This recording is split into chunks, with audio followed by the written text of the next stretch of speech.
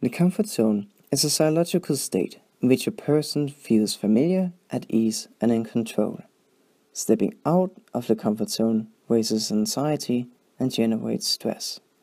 Many people feel, as the name indicates, comfortable in their comfort zone, and they stay inside the zone most of the time, as the outside of the zone is not pleasing nor welcome. Some people find it lacking with the few experiences and skills they have at hand, and wants to expand their comfort zone. As some try to push the boundaries, it takes great energy from them.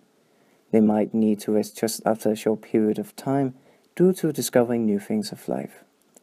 Life gives slow progress, and most of the time we won't succeed on our first try or even see the smallest changes. But as we continue trying to master new things, our comfort zone expands.